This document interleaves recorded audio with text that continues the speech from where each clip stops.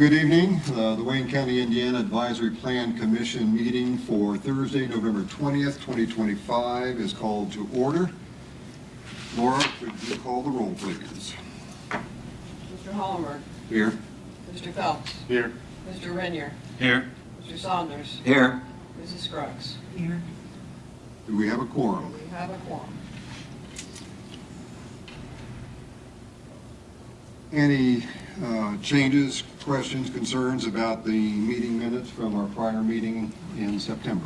Or was October, excuse me, October. If not, I'll entertain a motion to... It was in September. Was it September? That's right, we missed October, yeah. September meeting, thank you. Move for approval. Second. We have a motion to approve the minutes for September by Gary Saunders. Teresa seconded. All in favor of approving the minutes, signify by saying aye. Aye. Opposed? And the minutes have been approved. Are there any communications or announcements that haven't been No, I have put not. in? Okay, we'll move on to, since we have public hearings for tonight, do we have proof of publication for the hearings? We do, and it's properly advertised in the Western Wayne News and the Richmond Plating Miner. Right. So we'll move on to the public hearing portion of our business, or rather our meeting. There is no old business to discuss, so I will open the hearing for Resolution APC 2025-05, which is a resolution to consider several amendments to the Wayne County, Indiana zoning ordinance to include certain zone districts permitting regulated home-based vendors, otherwise known as HBV items, to be sold from an unenclosed roadside stand, and regulations concerning agricultural animals and poultry within the jurisdiction of the Wayne County Advisory Plan Commission. You have all received from Laura an updated list of the proposed amendments that we will go through and discuss this evening as necessary. Does everybody have the one with the blue and the yellow that's indicated as revised? All righty, that's the one we are going to be focusing on here. And we will start with Article 2, definitions. I'm sorry. Proposed. Do you have one? Laura, hand that one that said revised. Right. Okay. This is different than the one that was Mailed to us, yes. And emailed to us? It's a And this is just for, you just handed this to us tonight? We can discuss them, obviously, if you want to go back and just stick with the original, we can certainly move that one forward if everyone is in agreement with that. Page 1, I added two changes to the, proposing some changes to the definitions, commercial dog breeder and commercial dog Here. broker. This is what we're looking at.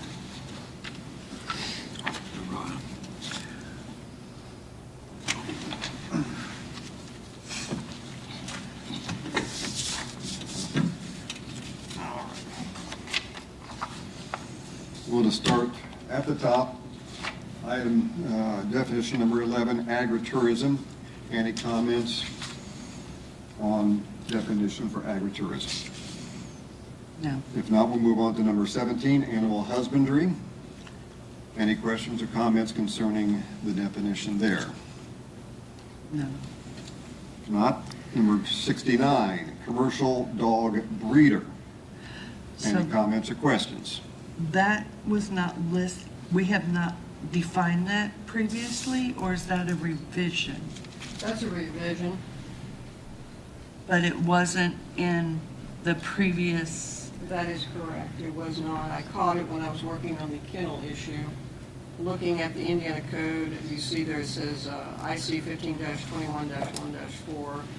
It changes. I found that we listed more than 20 unaltered female dogs that are at least 12 months of age. The actual Indiana code says more than 19. It just brings that up to compliance with the Indiana code. okay? Yeah. Any other question or comment on that one? Not, we'll move to number 70, commercial dog broker. Okay, and again, this is not something that we previously reviewed, correct? That is correct. Yes. This came up in the same circumstance, I would assume, Yeah, when I was studying the kennel issue. and this again is just an update to match the Indiana code. That is correct. This one's slightly different. It's ending in the number 5, as you see. I see Indiana Code 15-21-1-5, and it has this language, says the commercial dog broker is a person who is a Class B licensee under 9 CFR 1.1 or sells at least 500 dogs in a calendar year. So it's more precise, matches the code. Okay, I have a few questions. 9 CFR, what is that? I don't know what, I'm not sure myself. I'd have to get back with you on that. It's probably regulation having to do with dog brokers, one can only assume. It has is something to that do with a state or, I assume that's a state, that's a Yes, state it is. Yeah. If definition. you want to be a commercial dog broker in the state of Indiana, you're licensed by the state. And how many Class B licensees do we have in Wayne County? I don't know. I think I would like to have a little bit more information about this before we put this into our zoning amendments. Well, the commercial dog broker itself is in the zoning ordinance itself. It's just cleaning up the definition of what it is. I can tell you this, they are not a permitted use in any zone district. If someone wanted one, they would have to petition our Board of Zoning Appeals for a variance of use. Okay. CFRs are commercial federal regulations. Let the record note Steve Higginbotham, Director of Development, is speaking. Thank you, Steve. I'm sorry, could you, Commercial federal regulations. Federal. There's federal regulations because a lot of commercial dog brokers do interstate. And so you have federal regulations that regulate them as well. but we have no idea if we have any Class B licensees in Wayne County. For the purpose of this definition, it probably wouldn't make any difference. That's why you need the definition.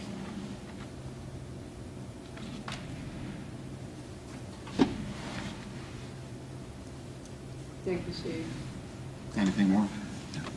Thank you. 104, dwelling unit, accessory, or ADU.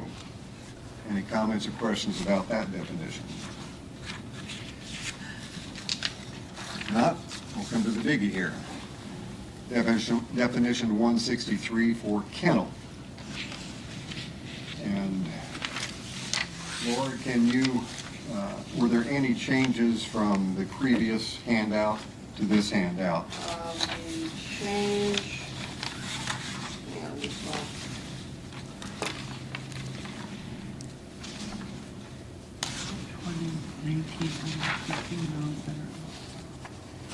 Yes, because she defined commercial dog breeder. Yeah, looks like a paragraph C. Yeah, C 63-C. changed, I've got commercial dog breeder / kennel unlimited breeding. And I updated it so that it reflects that it needs to be more than 19 unaltered female dogs, or at least 12 months of age. And where the purpose of the facility is to breed domestic pets. More than 19 I guess it could be unlimited. dogs, so. You requested that the breeding and the boarding would be separated out from each other, so you've got small breeding kennels, large breeding kennels, and then a commercial dog breeder / unlimited kennel, unlimited breeding kennel. So the definition for a commercial dog breeder kennel unlimited Unlimited breeding is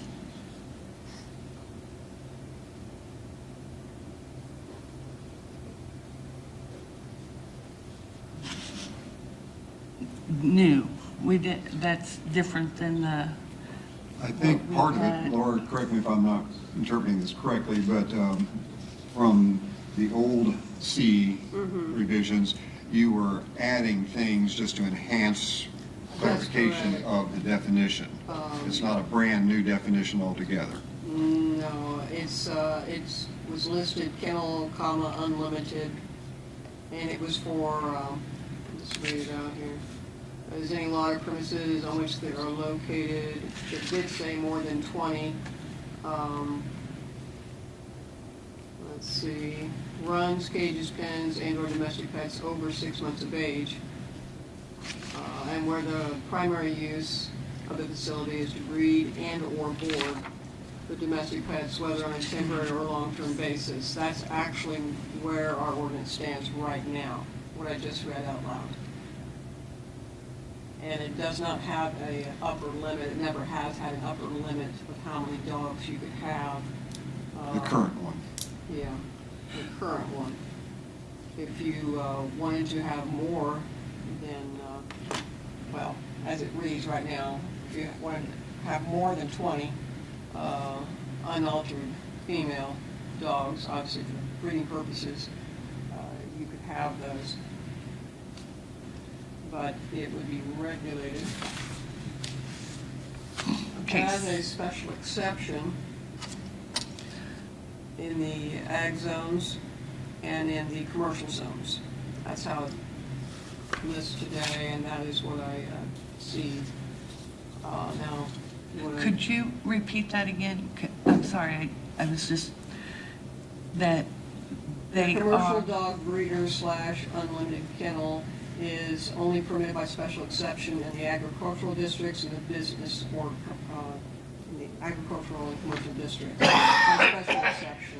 so that's where on page 10, amended section 54.349, special exception to include item 18. Hold on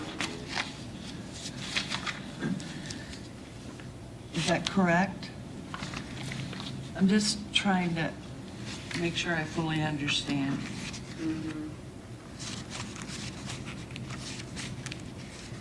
Yeah, currently, it's in our ordinance right now, under the special exception section. It has commercial dog breeder, comma, unlimited kennel. Breeding kennel, right? Breeding kennel? No, currently, it reads commercial dog breeder, comma, unlimited kennel is permitted in A1, A2, C1, C2, and C3, which, you know, I said that's the agricultural and your commercial districts.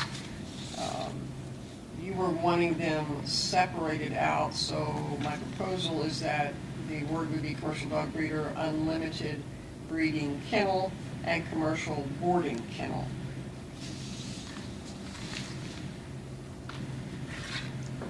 They would all need a special exception, so there would be a public hearing process for those. Unlimited breeding, commercial boarding. But on the commercial boarding, they're limited to 40. That's what you guys discussed. If Okay. you're wanting to have some change to this aspect of unlimited, obviously it would not be unlimited anymore. Okay. If you're wanting to have some kind of commercial breeding kennel that has an upper limit, that's something this board is obviously welcome to entertain. There's a consensus on that. Okay. Then back in the commercial dog breeder that you said was a special exemption in all agricultural Special exception. and business, special exception. In the agricultural and business districts, was it? And that means there's got to be a public hearing process That's correct. for those, so it would Yeah. come to public hearing. Yeah, they're not a permitted use in the residential or industrial districts. Before we get too far in the weeds on the kennel stuff, because I know it's an important topic of discussion, when we get down to the resolution, can we approve / and/or disapprove particular sections? In other words, it doesn't have to be all for one or none. in other words, we wanted to, at this time, not approve stuff dealing with kennels to give members more time to digest, You could continue this hearing. Yeah. just for that one area. But Sure. can we go ahead and pass the other stuff? I wouldn't, Okay. unless you want to vote on a particular amendment on a particular section. But I think I would prefer that you keep it all together, Okay. either Just seeing what the adopt it options all are. at the same time or amend it all at the same time. Thank you. Do you have more questions on this particular topic? I do not.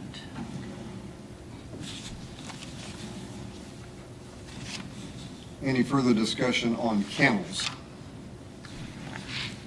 Is everyone else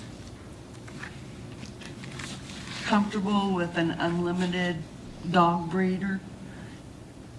I think with the idea that it's a special exception that has to go through a public hearing, that's the protection that's built in on that. I understand your concern and don't disagree with it, but I feel like it might be something to consider being adequately covered by the special exception.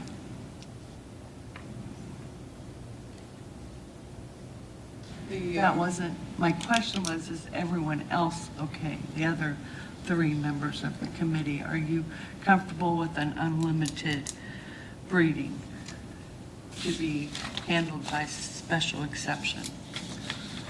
Yes. Okay. I can tell you I that feel like handling with special exception is the critical wording there on that. Okay.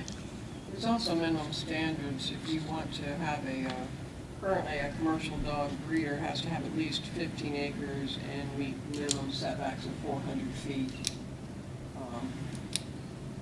And it's the same thing for an unlimited kennel currently. So you got 15 acre minimum as a threshold.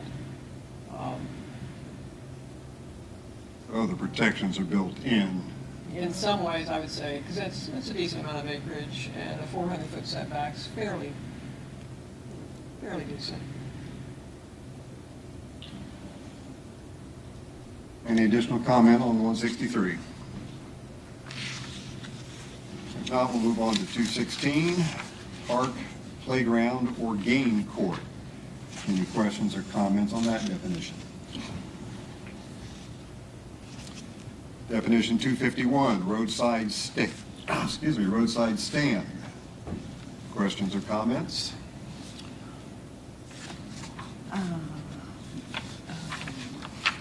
Take your time. I have a question because we just got this Yes. tonight, and I'm like, I thought it Flipping back and was, forth is difficult. it's, I didn't make any changes to that.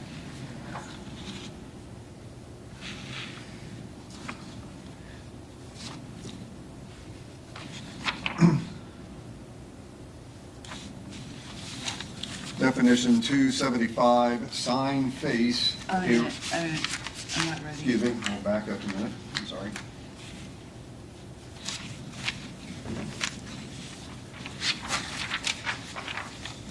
Okay. Fine. 275, sign face, area of. Questions, comments on that definition?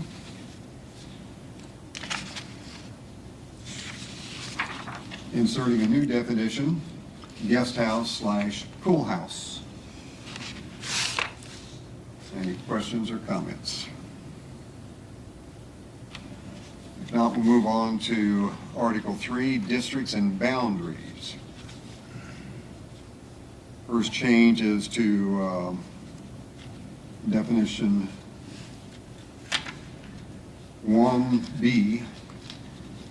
Any questions or comments there?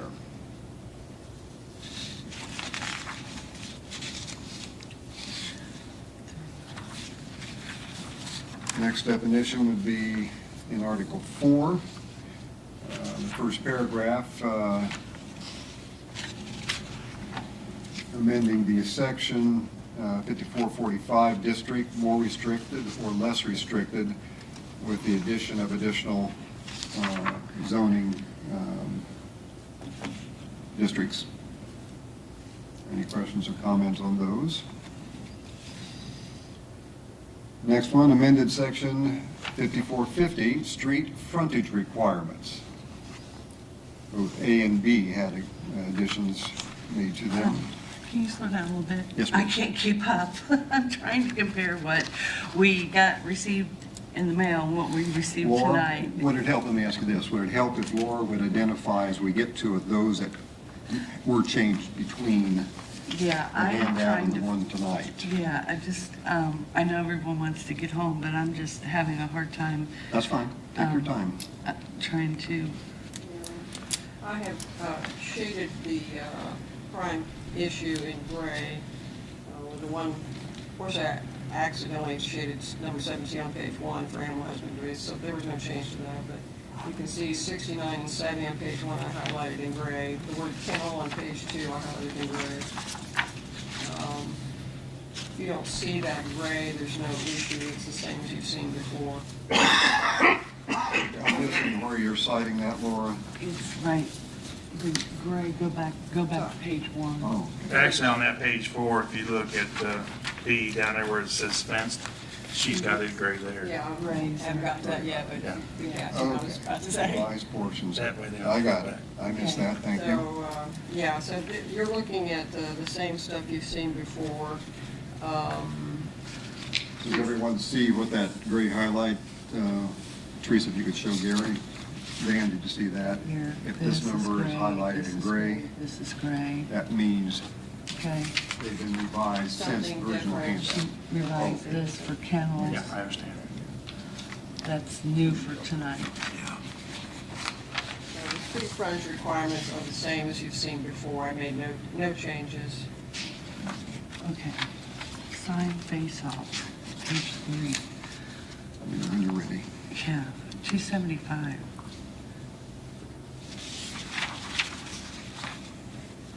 That was on page 3 of the new handout.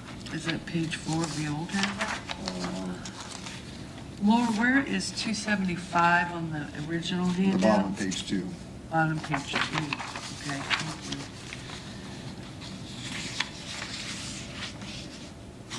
Okay. Yeah, without a separate utility meter. Still not- 275 is partway down page 3 on the new handout. Okay. Ready? Yeah, which one are we on? We have moved to page of the new handout, page 4, ready for Article 6, agricultural districts. On page 4, which would correspond to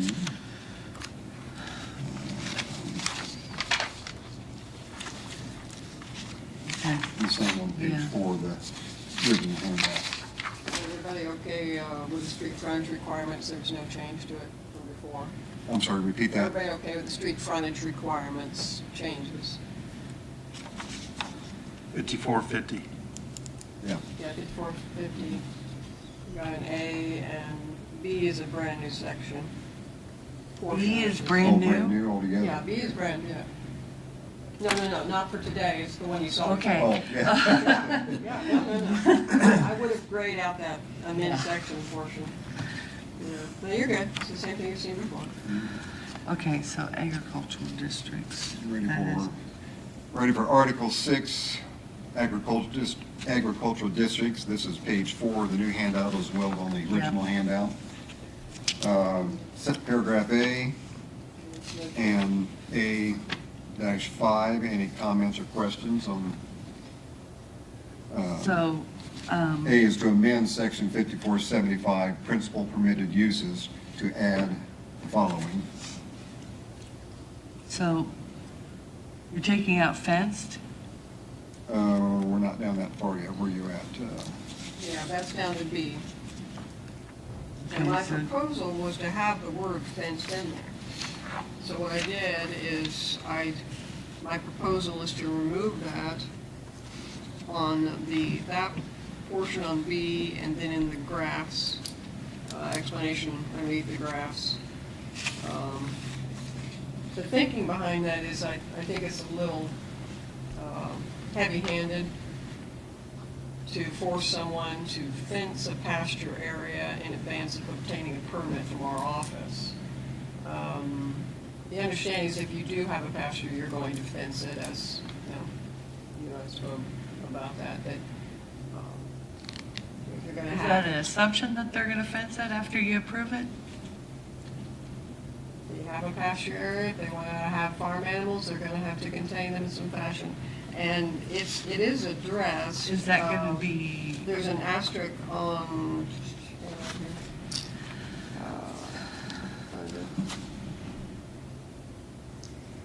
see, on B, it says, one animal unit per 2 acres of pasture area may be permitted unless prohibited by multiple lot subdivision covenants or restrictions. And then I've got an asterisk there. And then when you go further down on page 5, it has an asterisk next to the words following chart, poultry, turkey, pheasant shall be permitted based on following chart and asterisk. And then if you go down, you'll see near the bottom it says asterisk, all agricultural animals and poultry shall be appropriately contained within the boundaries of the property. And that implies fencing in my mind. So, yeah, it does imply some kind of either a cage, like some people have those little portable chicken things with an attached cage that they roll around and lock in place and let them scratch around. But they're contained. no, they're not. I know, That's why but, farmers know if you want to keep your cattle and your goats and whatever on your property, you're going to have to put a fence. I just think that this board might consider striking my original recommendation of having fence, leaving it out, and just, we can check the available potential pasture area using our GIS and go from there, rather than saying, oh, I see, it's not fenced, and they say, no, I haven't fenced it yet. Well, come back when it's fenced. To me, it's too heavy-handed. I don't want to micromanage and say, oh, I see you didn't fence it quite enough. It's too much, in my opinion. You're going to be doing violations of, well, that pasture's a little bit too small now, It could happen. It could happen. But the potential that they could have enough pasture would be there. See what you think about that.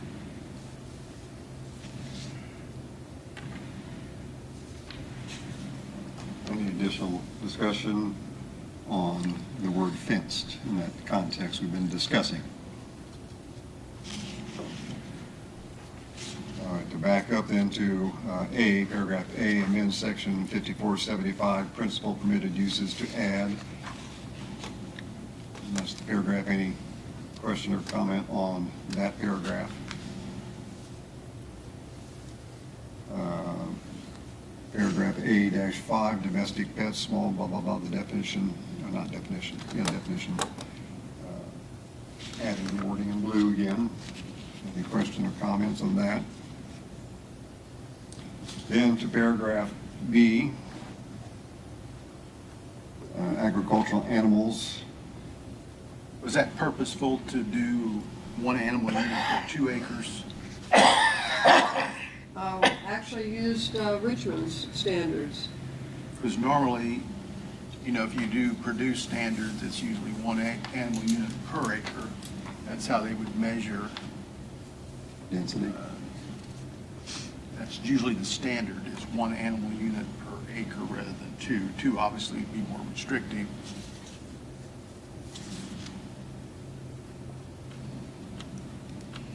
And you're talking on tracts of less than 5 acres, so just, On tracts of 3 acres to less than 5 acres.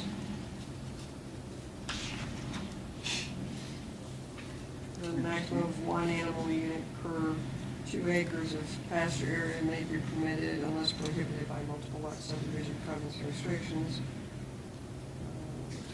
And then there's a chart, we're allowing for drought years. how many you could have.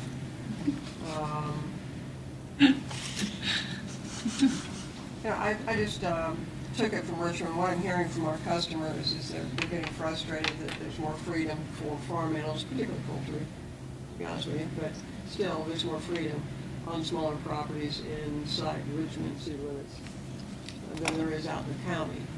You've got people that've got 1 acre or, and they've got their 5 chickens, and currently I've got a few out there that are in violation of our zoning ordinance. If you've got less than 3 acres in the A1 district, you're not allowed to have any agricultural animals unless you're grandfathered part of the adoption of this ordinance. So people want to have their, 4, 5, 6 chickens on their little properties that have their fresh eggs. And so I'm hearing from customers, they want more freedom in this area. So that's where I reached out to. If this board wants to consider, was it the Purdue standard, Steve? Yeah, that's generally the standard, not just with Purdue, but pretty universally across the board with agricultural. Also, is there any consideration, the 275-foot lot width has always been an issue, as long as you have the acreage, any issue with reducing that to 250, like it does with all the other lots? Just throwing it out for conversation.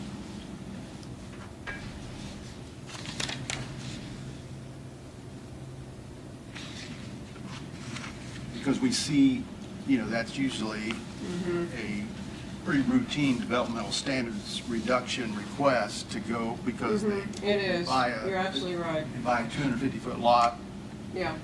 one animal on it, and they have to get a, So they got to get a variance, yeah. So we could, this board and the county commission are agreeable, just get rid of that idea of needing at least 275 feet of lot width, just get it down to Laura, 250. like, you have to talk up. I can't, Sorry. it's hard enough hearing you, but when you put your head down, I can't Sorry, hear you. but just to get rid of, in the A1, which is the vast majority of the countryside, it's A1 district, get it down to 250 feet of width. Ag use still, the standard is still 5 acres, currently 275 feet of width. But if it went down to 5 acres and 250, or maybe it should drop down to 3 acres as a standard, I don't know. But we've got the caveats with the other ones. The poultry, turkey, pheasant, similar unless prohibited by most bylaw subdivisions, shall be permitted. Got option 1, a parcel with a minimum of 0.2 of an acre to less than 3 acres could have a maximum of 5 chickens, although probably should say poultry.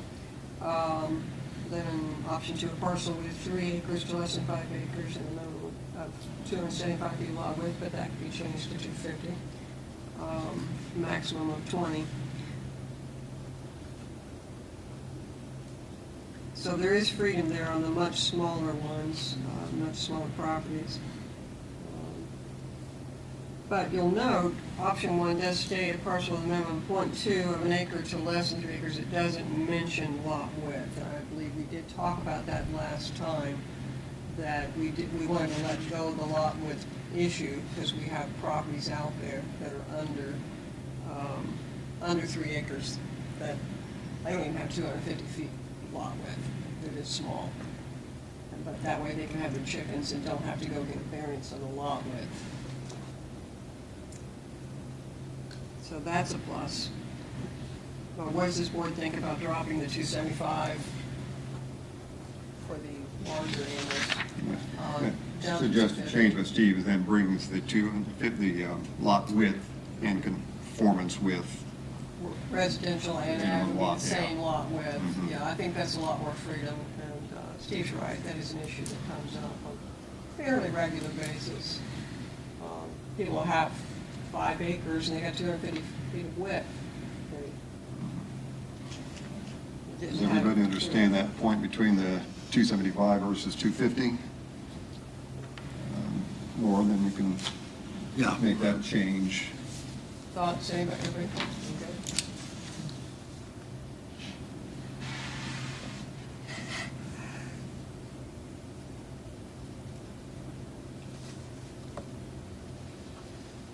Any further discussion on paragraph B, agricultural animals? Well, I'm a little concerned. We're gonna allow how many animals on 5 acres? The chart Let's go to the next page. on the next page, does that address Yeah, that? please. Animal units shall be based on the following charts if you turn the page.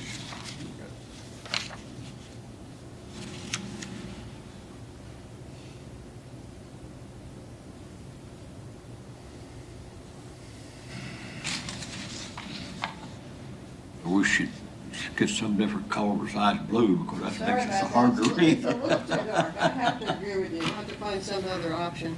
I would recommend changing the word chickens to poultry in the chart, because that covers these other, that covers poultry, turkey, pheasant, chicken. I don't, Where's the word chicken, oh, maximum number of chickens. Is that where you're seeing Yeah, that? it should be poultry. It really should be. we're Right. maximum number of poultry. Did you see that, Dan? But, so, you're thinking everywhere it says 275, we want to change it to Change it to that. 250. It's the poultry.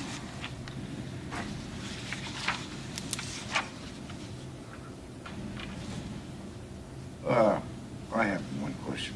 Sure. Poultry includes turkeys, Ducks. so you can have 5 chickens, you can have 5 I'm not turkeys? sure about ducks. I'm sorry? So you can have 5 chickens, or you can have 5 turkeys? Okay. Also there on option 2, you get that 275 footage again, so that would go back to 250. Yeah, I've marked that out. Yeah. I've marked it out, let's see, 1, 2, 3, 4 places. Under D, that whole section under D. Now, in the A2, that one, I believe, is 5 acres and, hang on. A duck is considered poultry. Oh, it might be. Okay. In the western. AI.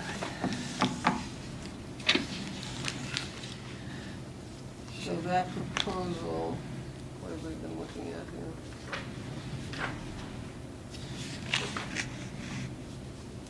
So that would be on page 6 of the revised edition.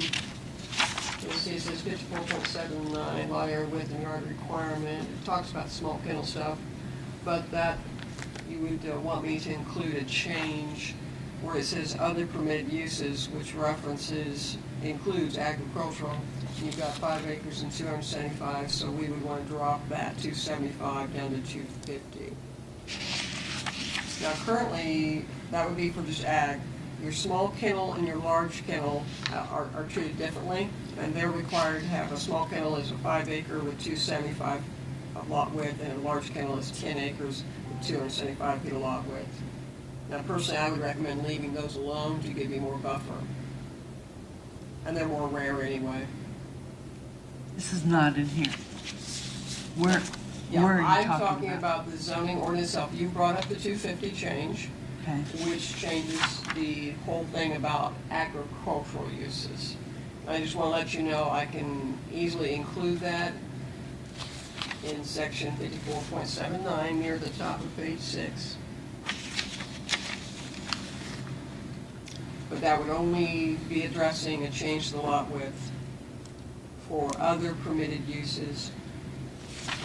And that would impact, let me see, would impact all the uses under principal permitted uses, unless you want to split them out. You might want to do that. A sawmill could then have 250 feet of width, a cemetery 250 feet of width. Churches, schools, they could have 250 feet of width. And that might be fine.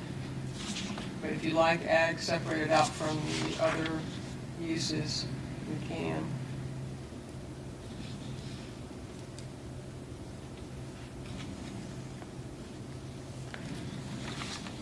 Not certain I was following.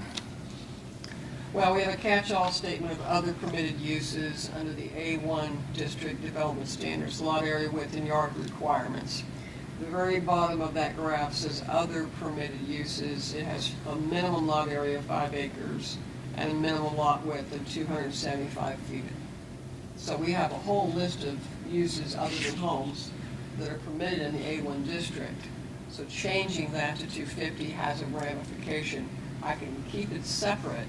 We can pull the ag use out and leave the other ones having to have 275. See what I'm saying? Ag would be Yes, treated I differently. think that would be, You know, I think that would be a good idea. Yeah. So all those things that you just listed would be yeah, they would all, 75. they would, unless it's Remain. addressed separately in some fashion, but yeah, they would remain at 275, just like the kennels. Okay. Small and large kennel in the A1 would be 275. and the other things that you listed. But we could pull out ag use in this graph and give it 250.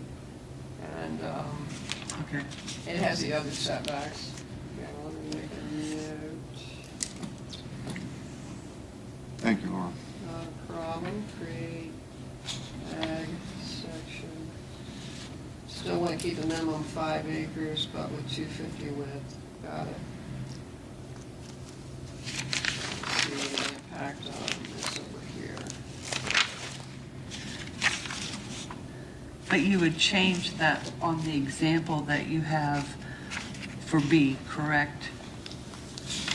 Yes, yes, everywhere you see under B, starting on page 4, near the bottom, like spell out the words 275, I would change it to 250 and change the number to 250. And then it is found in at least 3 other places on page 5. Okay. So everything there would be changed. It's all about ag use. And that would give people more freedom. Okay.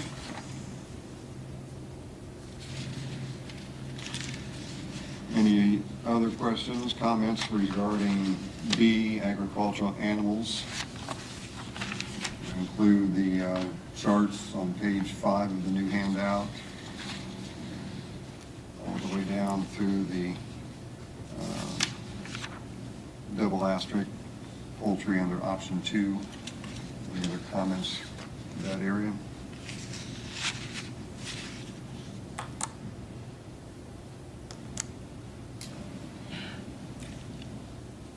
I want to also state that I just want this to be said. The asterisk, all agricultural animals and poultry shall be appropriately contained. I think that is, I'm trying to think of the right word. Ambiguous.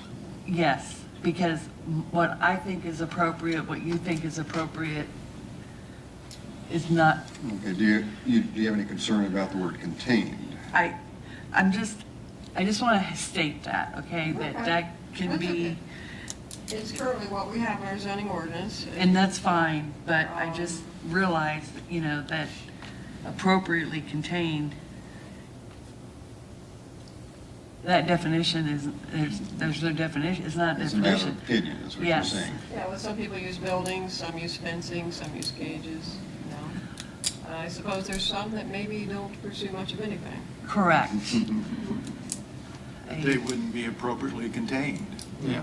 But they Has to think stay they on their are. property. Well, but they're not the judge. We are the judge. Yeah, when I was a kid, we had cow with a halter on it, a rope on a heavy weight. Right. She was contained. You have buffalo, you need a bigger fence and a heavier fence. That wouldn't be appropriate for a cow. Can I ask, There are certain cows that would be appropriate for. Come on. You eat those cows. can I ask a question? You know, we decided that, you know, we've got so many chickens, well, you gotta have a certain amount of space for them, and it's an acre or whatever it is. I mean, it's different from one animal to the next, but let's say chickens. Does that mean that you have to keep those chickens have to have that much property available to them? Or is it just that you have to own that much property? You have Here's to have, what I'm gonna- you have to have that much property. Right, but you don't have to let the chickens utilize that whole Chickens property. can be in a correct. pen on that 1 acre. Yeah, the proposal here is that if you have at Can you use least, the 1 acre for anything else other than the chickens? Your house. No, besides that. And what I'm thinking is, you know, if you grew up in the early 50s, there were a lot of small farms. There were 40 and 100 acre farms all over the place.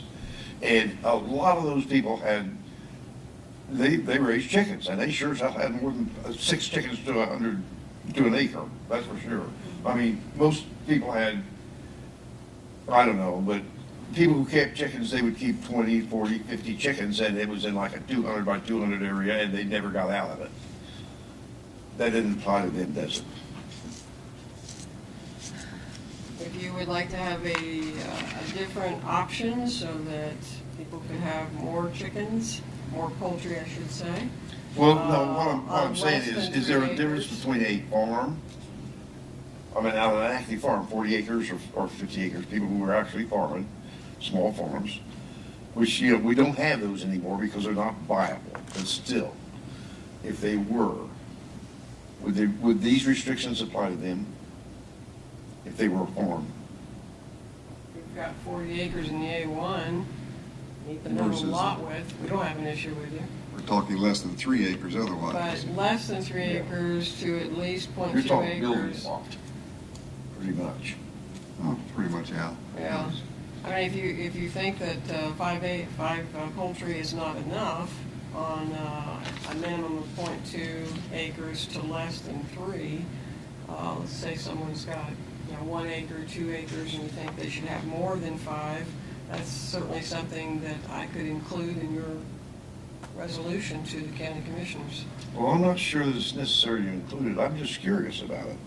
I'm just wondering if somebody went, you know, I'm going back to the 50s again, if they'd have to live by these or, you know, they I could. think what he's talking about is this, let's say, like my neighbors, they have 40 acres, they own it all, his father and he does and all this. Okay, he has X amount of cows, X amount of chickens. Back in when we was growing up, he had 40 head of cows or 30 head of cows, Yeah. Well, we're saying now, they can't have that on that acreage. But, I mean, that's what he's thinking.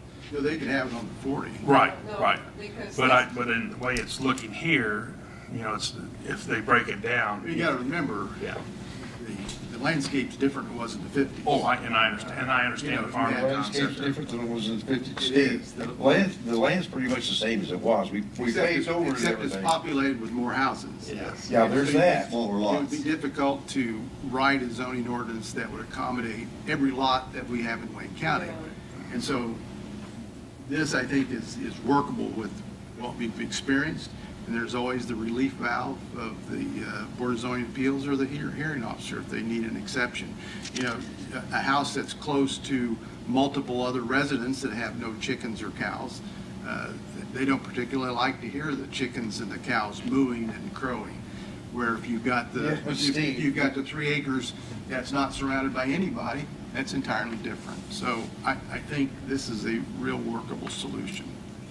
Also, it should be noted that these are tracts of 3 acres to less than 5 acres for agricultural animals.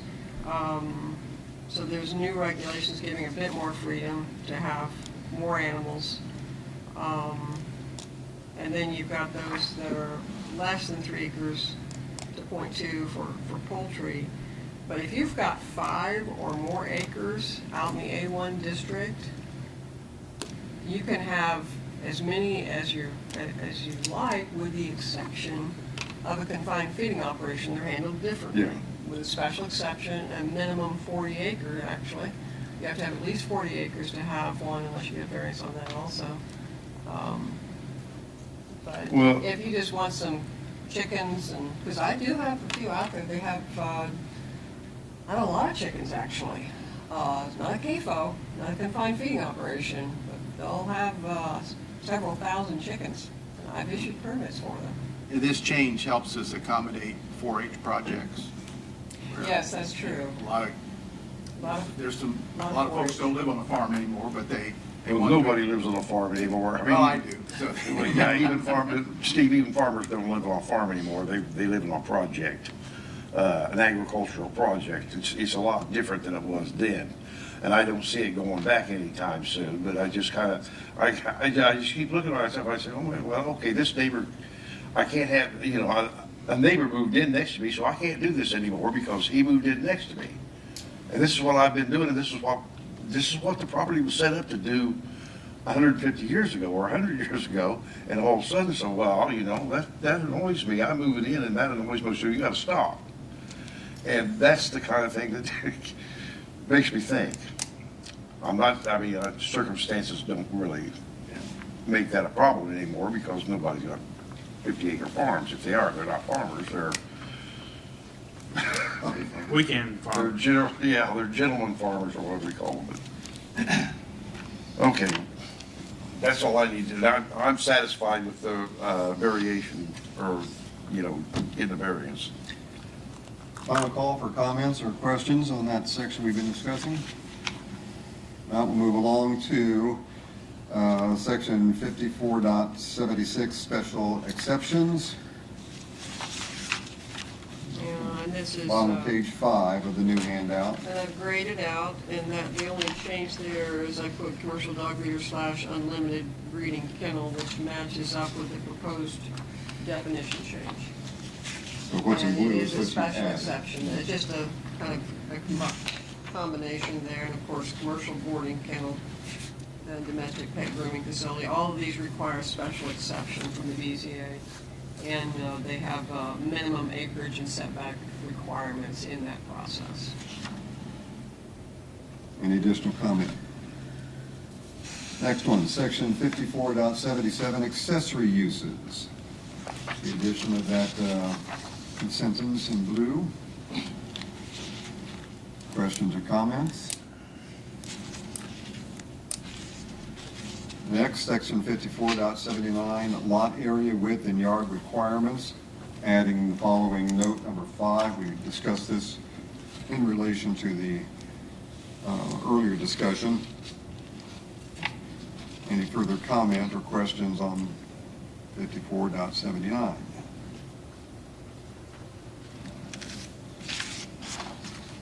Move on to A2 Agricultural Big Lot District.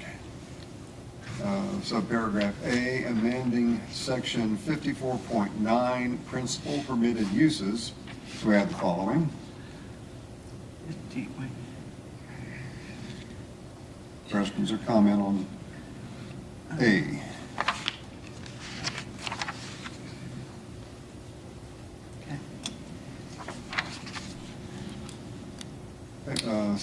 Subparagraph B, just adding, it's amending the 54.94 lot area width and yard requirements by correcting the section reference in the ordinance. Questions or comments? Number 5, Article 7, residential districts. RS1 family suburban residential districts. There are some additions there, down through A. First, I guess we'll do A. Any questions, comments on the changes in small a? Okay, so this section, I highlighted that, but it didn't come through. The whole residential section, I've made some changes. I want to leave in frontage. Say again, you want to leave in what? Frontage. So Yes. each of these sections, both the RS1 family, the R11 Should family, cross and that the out. R2 multiple family residents. So we have 3 residential zone districts. Each of them have their own development standards. I would recommend leaving the word frontage in. adding the word width and following the recommendations of our director of the Health Department, Dan Burke. He recommended that the board increase the minimum acreage to 1.5 acres and a minimum She just width, sent that to you. a minimum width of 175 feet and a minimum frontage of 175 feet. Now, I sent an email to all of you with this information from Dan Burke. It's been a little bit. Well, that was back in September, It's been a little bit. after the meeting. And the reasoning is it's all about septic. This is only for homes that are on septic systems. And this would naturally only impact a proposed new split in one of these R districts. All the ones that are currently there are all grandfathered. No one's going to be harmed by this change. But if someone were to buy a large tract of land in an R district and wanted to put septic systems in, wanted to create a subdivision, it's possible it could happen. Well, they would have to meet, if this was approved, they would have to meet these standards of at least 1.5 acres, at least 175 feet wide, and at least 175 feet of frontage, which is really unique. But according to his explanation, let me get that for you, and read it into the record.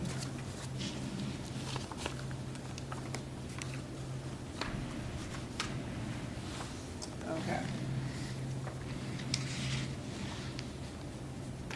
He says, this is from September 19th of this year from Dan Burke.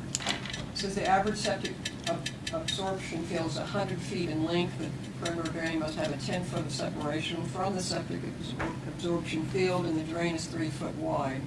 Indiana code for setback on property line is 5 feet. So you add those together, you have 118 feet. This would be the minimum width required for installation. My recommendation would be a minimum of 175 feet of width for the system and space for any future repairs. He actually likes the 250 feet of width, but he would go for 175. He says, I would also suggest 175 feet of frontage. This would provide space for a system to go in the front yard if the soils were no good in the back. This would be if the system had to run parallel to the driveway and not the width of the property. And he provides some separation distances. So it's kind of interesting, the standard, as you know, is 40 feet of minimum frontage for a home. Just flat out 40 feet. So this would be different, but, you know, that's, he's trying to address the issue of a little more acreage. The minimum currently in an R district for a home on a septic is 1 acre. So going up to 1.5, still a smaller lot width, meaning that residential homes closer together aspect, that spirit of it is still there, but 175 feet of width to give them that possibility of replacing the system, having a little bit more land. I agree with him. With my limited knowledge, he certainly knows how these things work and the issues that he's having out there in the county on the smaller lots anyway. So he was happy to see this and happy to provide this recommendation to the board. And again, this is applicable only to the residential districts. Yes, of the county's absolutely. jurisdiction. Yeah. So that would, is that include subdivisions? It would be for any new split, whether it's a subdivision or not. So if someone came to me and wanted to carve out land, they say they had farm ground that happened to be in an R district, they'd ask me, okay, how much land do I have to have? What's my minimum requirement? If this change were made, I would tell them 1.5 acres, 175 feet wide, and 175 feet of frontage. If it's in the R district. But if you're,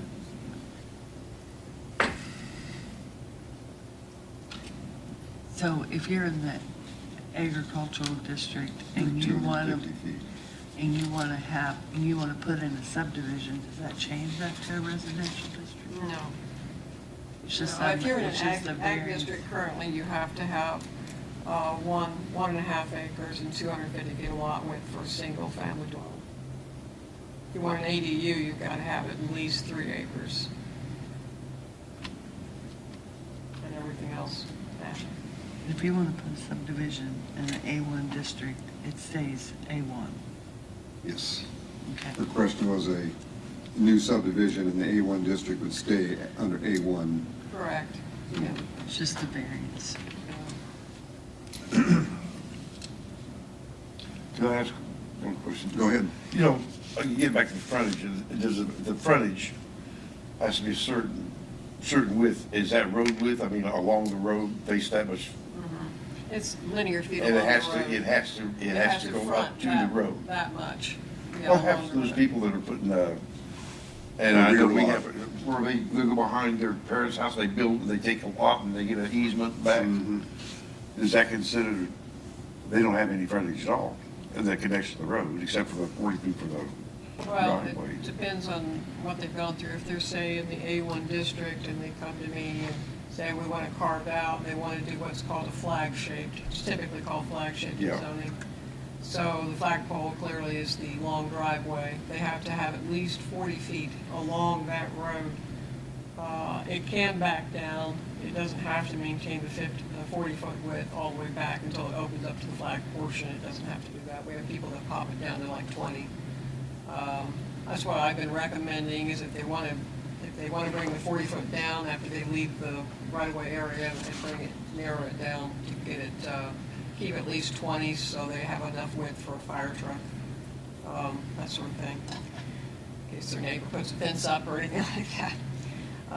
But anyway, that's permitted. It has to open up to at least 250 feet wide, and they have minimum 50-foot setbacks all the way around in that flag portion. You're not permitted to put a home up without frontage unless you get a variance of use from the Board of Zoning Appeals. The board has approved some because they've had some unique situations out there. Any additional questions or comments on the RS1 Family Suburban Residence District? Residence District. If not, we'll move on to R1 One Family Residence District. This one's grade. So there was changes from your original handout, which if you look at page 6, you'll see the original handout. And it appears to be that it's just the word frontage again. Is that correct? Yeah, we're proposing keeping frontage. My apologies, I should have graded the entire residential district section up there, number 5. That's what I intended to do. R1 and the R2 multiple family residence district. Leaving the word frontage in. On R1 One Family Residence Districts, any additional questions or comments? R2 Multiple Family Residence District, any questions or comments?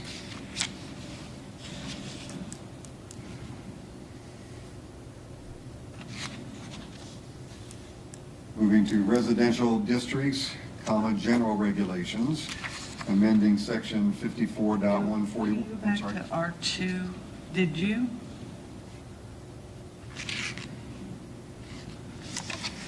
You altered that. I added a minimum frontage of 175 feet. And add minimum lot width 175 feet. Yes, and add minimum lot width 175 feet, because I believe that section wasn't even there. So again, that's something that was changed in the R2. The R2. Yeah, so you've added frontage back in. Yeah, so there is frontage in the R2 on the chart. It's there. It does not have lot width, so that would be a new section in this chart. Amend the chart for homes on, that's a little different than what we were. Yeah, amend the chart for homes on septic systems, change the minimum. Now, 1.5 when you, frontage. it's important that when you read this, I'm not providing an example of what the chart would look like. The wording, amend the chart for homes on septic systems, it's like giving instructions of what would happen to it. I'm not, that language is not. Not in the going to be- ordinance, yeah. Yeah, it's not going to be in the ordinance. The focus here is all about the information that's changing the lot area from 1 acre to 1.5 acres. So the chart itself is going to be having those things plugged into it. Of which there are 3 individual things listed that are applicable to changes in the chart.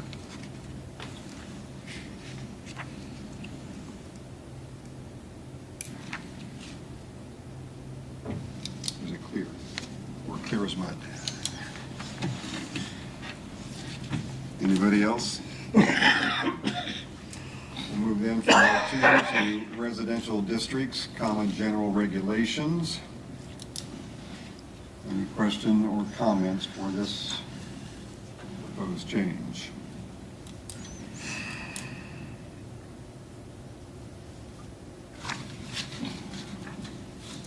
We'll move on to Articles 8, business districts, which corresponds to page 7 of the old handout. Where are you at? We're on page 7 of the new handout, and it's also page 7 of the old handout. So we're right up here. Yeah, there's no change to that. You're in Article 8. Article Okay. 8, yeah. Numeral 6, I think, is just a reference point in this document. C1, neighborhood business district. You see the change there. Any question or comment on paragraph B, 23? This means you're allowed to have a small breeding kennel or a small boarding kennel in a C1 neighborhood business district. It would be a principal permitted use. Before it just simply said kennel, comma, small, that's all it said. But now it's separated out. Any question or comment? And amend section 54.155, lot area, comma, frontage, comma, and yard requirements. And these are strictly housekeeping What is changes. principal permitted? That means that it's widely, is it universally permitted? That's the main Yeah. permitted use. Yeah, every zone district has a list of principal permitted uses that is kind of the focus of what that district is set aside for. Such as a single-family dwelling is definitely a principal permitted use in the A1 district, as well as your R districts. Any questions or comments on the amending section 54.155? Move down to C2, community business district, paragraph, subparagraph A. Can you pause for just a minute? Yes, ma'am. Please.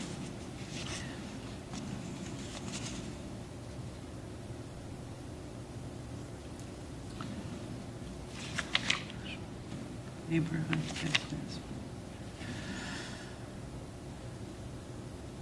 Not to exceed 10. Okay, thank you. Okay, thanks. Ready? Amending section 54.156, principal permitted uses, to add and trucks, truck wash. Any questions or comment on that?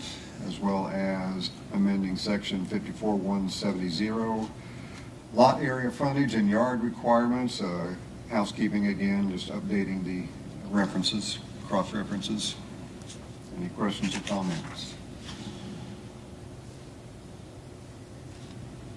Moving to section, to C3, general business district, amending section 54.184, prohibited uses.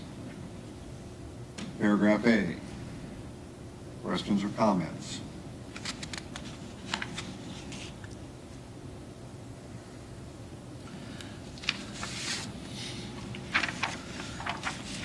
Moving on to amending section 54.156, lot area, frontage, and yard requirements. 186.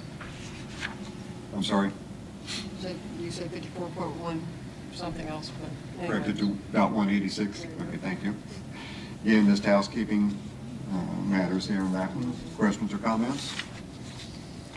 Moving on to Page 8, Article 9, Industrial Districts. M1 Light Industrial District, amending Section 54.206, lot area, frontage, and yard requirements. Again, housekeeping. Questions or comments? M2 General Industrial District, amending Section 54.215, principal permitted uses. You can see what was added. Questions or comments?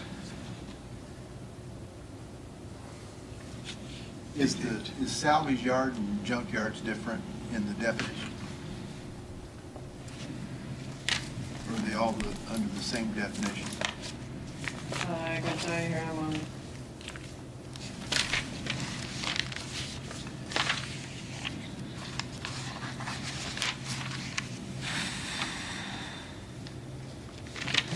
I would say possibly there would be, because a salvage yard, you're gonna be salvaging parts off there. A junkyard, you're just gonna crush them and get rid of them, so. Maybe a nuance difference, but Yeah, there's a bit of a nuance. It says junk or salvage yard under the definition, and then it goes on to describe it. Yeah. But I think it should be included. Yeah, okay. questions or comments on subparagraph A? Going to subparagraph B, amending Section 54.218, required condition. You see the addition. Questions or comments?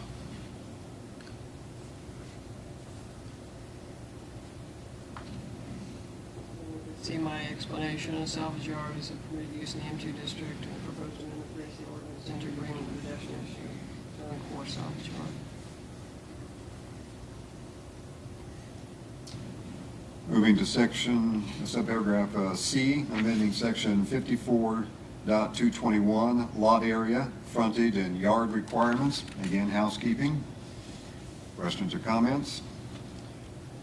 M3, rural industrial district, subparagraph A, amending Section 54.226, prohibited uses. Paragraph C was an insertion entirely. Let's see. Questions or comments?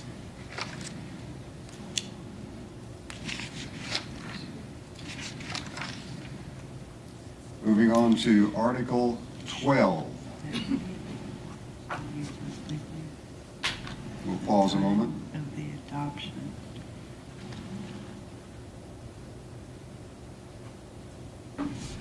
Okay. Okay, Okay, thank you. thank you. Article 12, sign regulations, amending Section 54.271, advertising signs, setback requirements,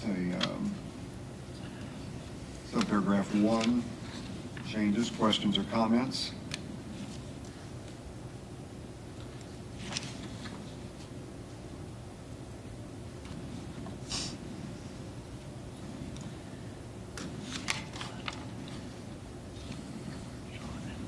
Paragraph E, area of sign facing. Subparagraph 1 with the changes. So that's in the A1 district, and that's different than the face in a commercial industrial zone, correct? That's correct. Can you explain why? Well, they're both in the A district. This is having to do with a sign that is to be viewed from an interstate or federal aid primary system. And that's the same as within the commercial and industrial zone district, yes? Okay. And we've got the last one is, that was in the email exchange that we had, that Teresa and I had. So 1 and 2 are, is there any other differences between those? Let's see. 25 feet? 25 feet. 25, and you got 60. This is to bring it into compliance with the NDOT. So, They separate them. We've always had them separated. I see a point. Let's see, 660 feet. Here's the edge. I just don't understand why, I mean, they're the same, but we just define them as different zone district. What are you talking about? On the bottom of page 8, we have an A1 zone district that reads the same as number 2, which is the commercial and industrial zone district. They read, I think the reason that. We changed the same that. is because it's changing the zoning district. Yeah, we changed it from like 25, 30 feet to 25 and so forth to match theirs. they're both the same. And the only difference is the name of the zone district. Right, because that way, if somebody's looking up the sign regulations in the commercial and industrial zoning district, they're not having to refer back to A1. It's there for their particular research, as would it be for someone searching A1.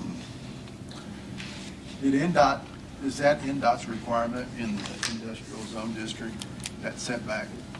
Mm-hmm. Yeah, it's the adjacent to and within 660 feet.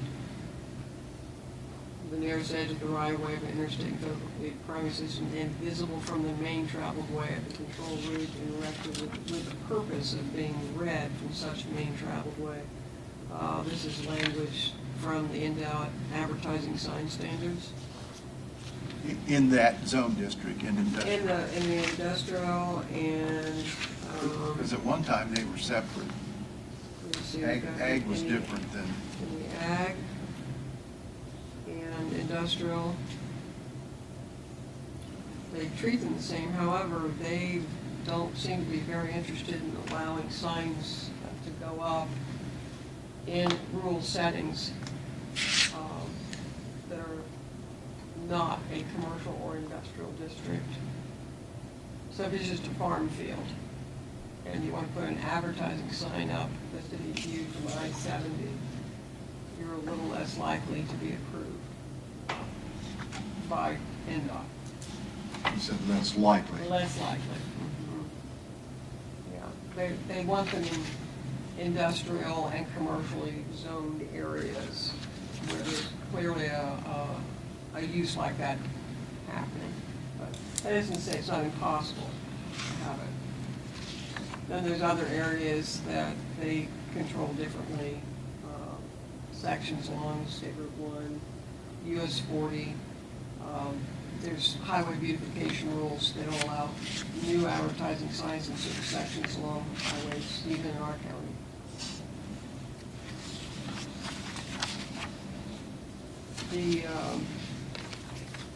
Find my note. Here we go. So item number 3 on page 9, if we're ready to talk about that, I don't know if you want to know it. 600.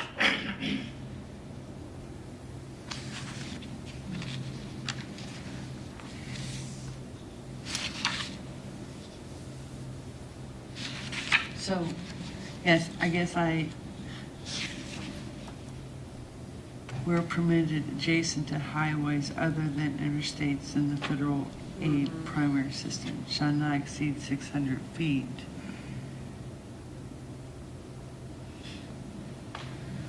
And that's currently what we have. You can see there's no change.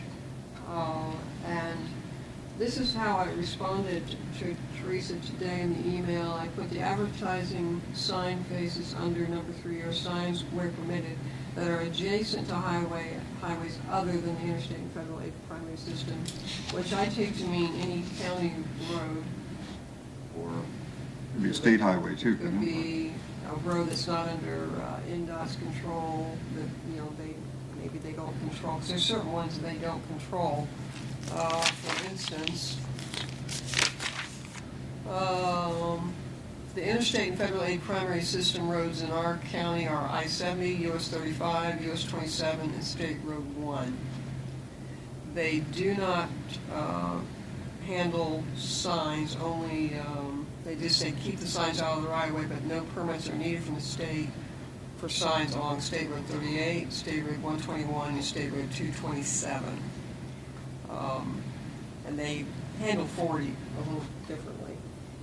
But I take it to mean that, like, you got 38, you got 121, 227, even just out in the countryside.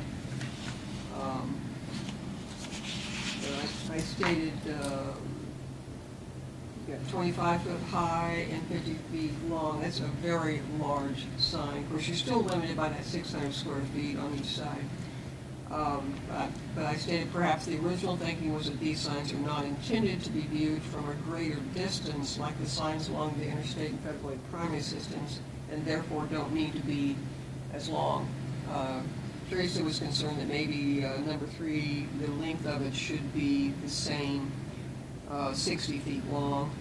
But these are signs that potentially could be out and about in maybe areas that have more housing, potentially.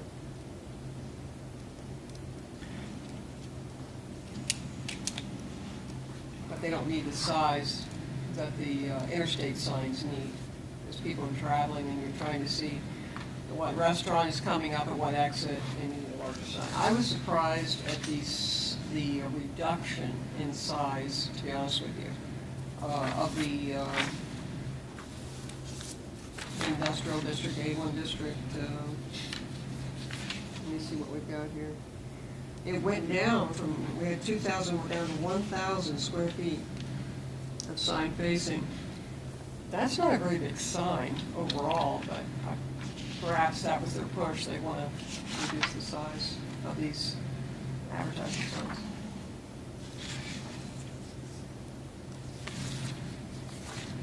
Now, our ordinance does cover us in the sense that out in the A1, we don't allow the digital signs.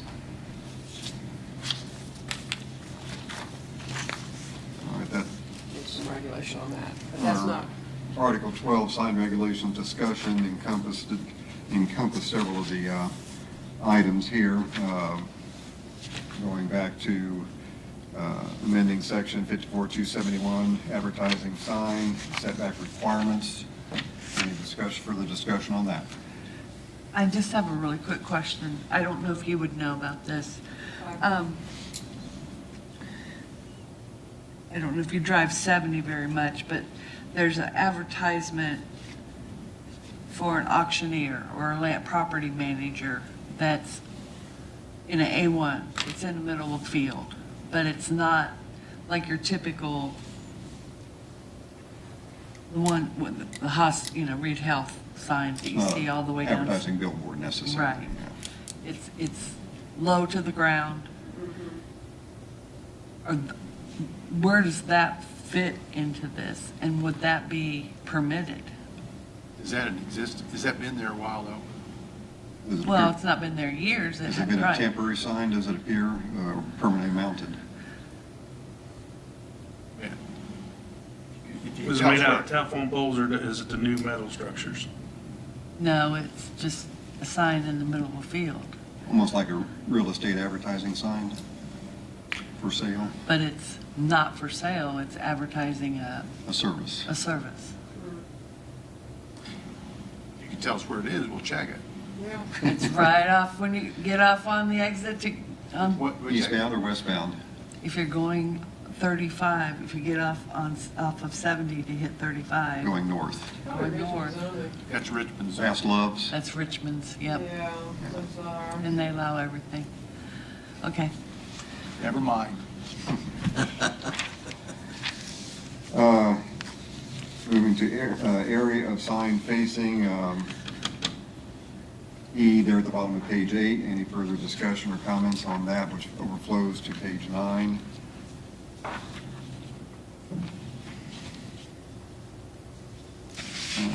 Then E2 on page 9, the maximum area for any one advertising sign. Any further discussion on that paragraph?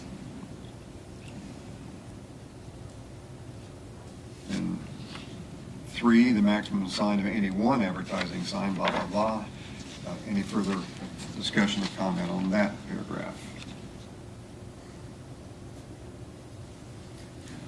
If not, we'll move on to item 9, Article 13, Unit Development Projects Procedure. Amending Section 54.315, Commercial Unit Development Project dash Requirements and Standards. And continue down through capital letter A. Any questions or comments on those two paragraphs?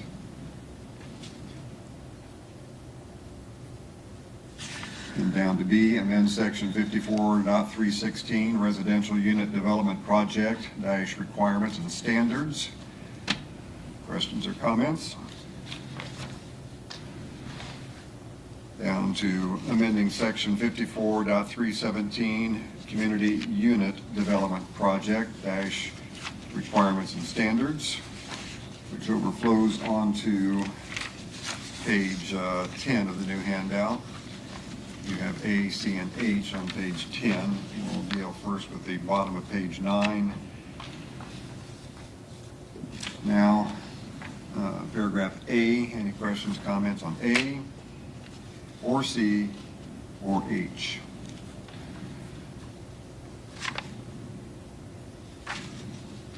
Down to D, amend sections 54.318, Industrial Unit Development Project dash Requirements and Standards. Questions or comments? And then, item 10, Article 16, Special Exceptions. Again, it's highlighted in gray, so this is something that was added in subsequent to the previous handout. Amending Section 54.347, Conformance Requirements. Read the first paragraph. Questions or comments?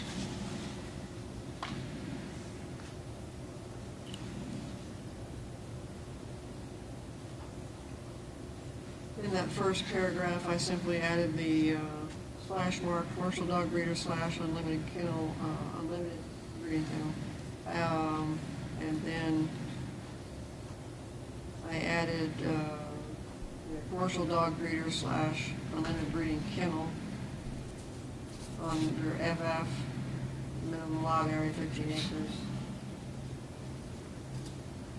Trying to go for consistency through the ordinance as someone's handling the ordinance. So you have And so the changes in double G then are for that consistency reason, or now that should be. bottom of page 10? Okay, let's take a look.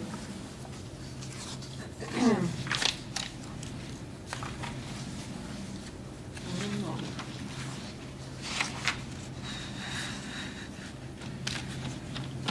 Let's see. Okay, that is the same. GG is the same as it was before. Any questions or comments on Article 16 down through the bottom of page 10? If not, top of page 11, amending Section 54.349, Special Exception to include. Questions or comments on that one paragraph?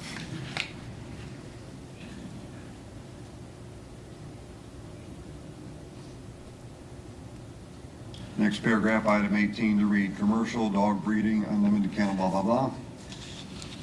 Questions on that particular item?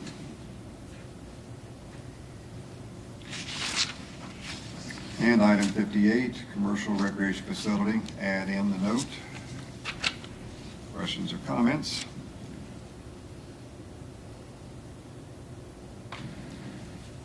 Moving on to Article 17, variance and modifications. First one, amending Section 54.398, yard modifications for kennels. Questions or comments? Looks to be housekeeping references. As in amending Section 54.405, projection of agricultural features, housekeeping change, as well as paragraph C, housekeeping change. Any questions or comments? Then on to Article 18, Zoning Administration, amending Section 54.422, Improvement Location Permit. Paragraph C. Any questions or comment on paragraph C?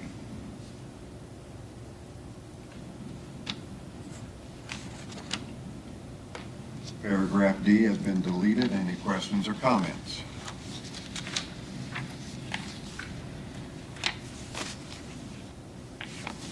Why did you delete that, Laura?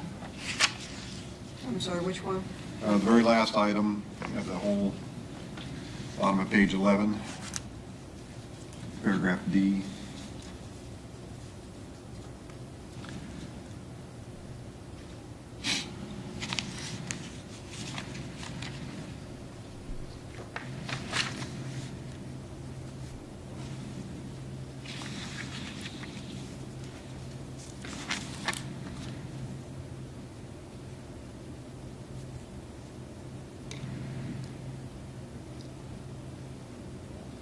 It's, when we talked about this the last time we met on it, determined that it was unnecessary because C already states that an improvement location permit shall be required for any structures used as a residence. And then my recommendation was to have some additional statements. So only one permit will be issued for a residential structure on any parcel in single ownership. And this is no longer a true statement because now you can have a home, but you can also have another home, an accessory dwelling unit. But the ordinance handles all that already. So it was Omitting a statement that is no omitting longer something that's factual. no longer really factual. All right, we have gotten our way through the proposed zoning amendments to the Wayne County zoning ordinance. And is it necessary to read the resolution as it appears that we're going to be sending this back for? It's up to you guys. Do you think any further changes need to be made, Teresa? Gary? Dan or Dave? I do see something I think might need to be corrected. That would be on page 10, has FF and GG. Page 10, you said? Yeah, I believe it should probably be EE and FF, which is still not great, but it's what we have to work with right now. So I'm not sure where I got the FF and the GG. So that's just a housekeeping thing? Yeah, I would say so. If I dig into it and find some other issue, I'll let you know. But, Steve or Laura, then, when we go through this resolution and entertain a motion to approve or disapprove, this would be with the noted changes that we brought up in discussion. Would that be correct? Do it that way, sure. Okay. I will read the resolution that is before the commission. Resolution concerning amendments to the zoning ordinance of Wayne County, Indiana. Relevant to petition APC 2025-05. Whereas the Wayne County Advisory Plan Commission, Wayne County, Indiana, hereinafter commission, adopted the comprehensive plan of Wayne County, Indiana in May 1992, which was subsequently replaced by the Wayne County, Indiana Comprehensive Plan, hereafter comprehensive plan, adopted in September 2020. And whereas the zoning ordinance of Wayne County, Indiana, hereinafter ordinance, was adopted pursuant to said comprehensive plan by the commission on March 10, 1993, with subsequent amendments. And whereas the commission recognizes the occasional necessity to update and revise the ordinance. And whereas the commission has determined that it is now necessary to update the revise the ordinance, thereby amending the zoning requirements. And whereas a petition to amend the Wayne County zoning ordinance as described in Exhibit A, which is what we were going through, attached to this document has been duly processed by the commission as required by law. And whereas a public hearing was held in conjunction therewith on November 20th, 2025, at which time approximately one, I guess Steve counts then, okay, one person were present stating their opinions either in favor or in opposition to the said zoning amendments as shown in the official records of the commission. And whereas subsequent petitions and other related communications stuff you sent out would not qualify under this, is that correct? Well, we've received related communications from you. I understand that you gave us this- Received and reviewed in Okay. the sense that we, So picking up again, whereas subsequent petitions and other related communications were received and reviewed. And whereas an appropriate study of the said petition was made by the said commission. And whereas the commission has paid reasonable regard to the following concerns. 1, the comprehensive plan. 2, current conditions and the character of current structures and uses in each district. 3, the most desirable use for which the land in each district is adapted. 4, the conservation of property values throughout the jurisdiction. And 5, responsible development and growth. At this time, I would entertain a motion to approve the proposed zoning amendments as corrected in our discussion, or to disapprove. I move that we approve them as we have corrected them. Do I have a second? I'll second. Dave seconds. We have a motion to approve the proposed zoning amendments as corrected in our discussion tonight. All in favor of approving, signify by, you want to do roll call, I'm sorry. roll call, no problem with You want to do roll call or vote? Voice vote. Would be fine. We'll do a voice vote. that. Don't forget to vote yourself. All in favor of approving the proposed zoning amendments with the corrections we discussed, signify by saying aye. Aye. Opposed, say nay. Nay. The motion is carried.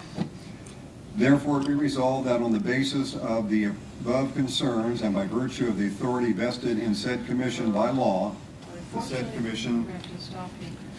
It has to be unanimous. Oh, I thought we said it did not have to be unanimous. It's. Or is that the next quorum- hearing? It's a quorum issue.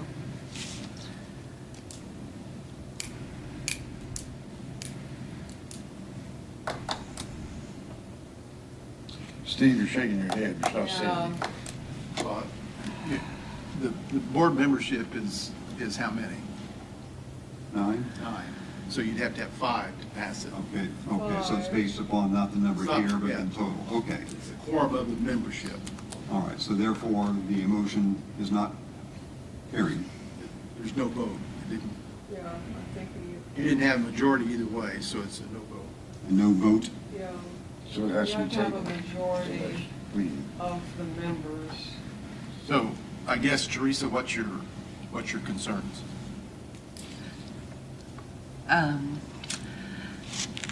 The concern is we spent a considerable amount of time at the previous meeting discussing, and Commissioner Doyer was here, and discussing the splits between the breeding and And the board. and the boarding of animals. But what came to us was an unlimited breeding and a limited boarding. But that's not what we discussed 2 months ago. Is that your only issue with this? Essentially, yes. I wonder, I've sat in BZA meetings, and people in this county have a concern about the unlimited breeding operations and living. I mean, you can have 40 acres, but you still have a neighbor. And the dogs get out, the dogs are loud, and you're essentially saying, well, we're going to make it unlimited.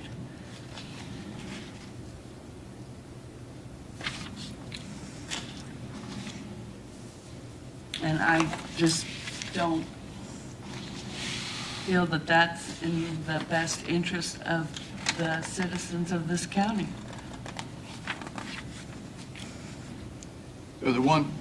So I understand, so the one point that you have a concern about is on page 2, or I'm sorry, on page 2, item C at the top. Your concern is, So when we came here tonight, we had some new definitions introduced to us. One of them was commercial dog breeder, one was commercial dog broker. Okay, we had, No, those are not new definitions. those aren't new. Those are not new. They are in the ordinance, but they've been frankly corrected. okay, they've been added. We did not discuss those previously. They were added That is true. to the revised that we got this evening. Yeah, Okay? that is correct. Okay, then kennel, that was, you added kennel, the word kennel, it's highlighted in gray on page 2. Yes, well, yeah, it was originally there anyway, but I highlighted to draw your attention because There are changes made subsequent to the mailing. a change because I discovered the fact that it shouldn't be more than 20, it should be more than 19 unaltered female dogs. So, now, like I said, I originally said earlier in this evening, if this board would like to consider a maximum number and get rid of the word unlimited, that is certainly within this board's right to pursue that. Perhaps the board should consider that, and if so, what number might be agreeable? You know, and have maybe a vote on it to see if you can move this forward this evening. That would be a discussion for the next meeting or tonight. I think it could be tonight, see if this particular issue could be resolved. But didn't we talk about maximum 40? Well, 40 was about the boarding. I don't recall, at this point, I don't see anything in the September minutes that talks about a particular issue with the unlimited, with the breeding side of things. I mean, I certainly understand where you're coming from. But the unlimited, originally it was the breeding and boarding combination. It's been in our ordinance for quite some time, actually. So the breeding and the boarding were one. They were together, all of these. All of these were all have been concerned, together. yes, They've and been that's what we talked about. They've been pulled apart, and they are pulled apart. You pulled them apart and you made boarding consistent with the no more than 40, but but the commercial breeding was changed to unlimited, because there was no unlimited boarding. Yeah. Is that correct? Boarding and breeding were all in the same definition, They've been together. and now she's split them up. And both of them were unlimited in the And previous. both of them were They were unlimited. both unlimited. So we didn't change the unlimited in the breeding. That's the way it's always been.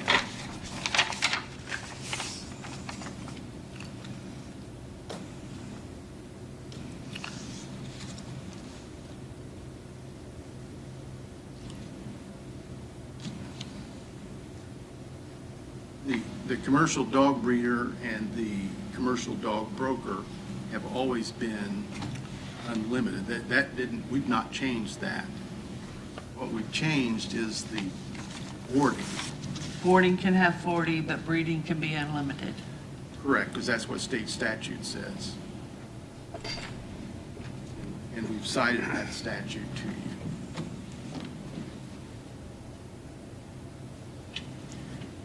Now, you're referencing that there's a state statute that you can have a maximum only of 40 boarded dogs No, I'm talking about the breeding. breeding. Yeah.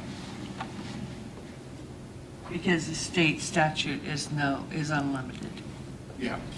Yeah. But our current ordinance is unlimited as well. Now, actually, Mrs. Scruggs, you were the one that wanted the 40 max on the boarding, which is fine, and you were all in agreement. That was your number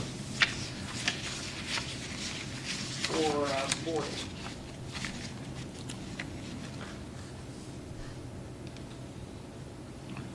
Well, Teresa, your issues is the definition of breeding. For the breeding. Right. Not boarding, correct? If you're going to have no more than 40 for boarding, then there should be no more 40 for breeding. It should be consistent. Okay, that's fine. That's, when Dan comes back, maybe Make a motion. can make a See if motion for that. Make a motion, see if you guys will vote on it. And Yeah, absolutely. Because when you said that I wanted that for boarding, I was under the assumption that it would be 40 for both boarding and breeding. So I don't think we were quite clear on that, Laura. Well, when Dan gets back, make a motion to amend that definition and see where it lies. Finding that.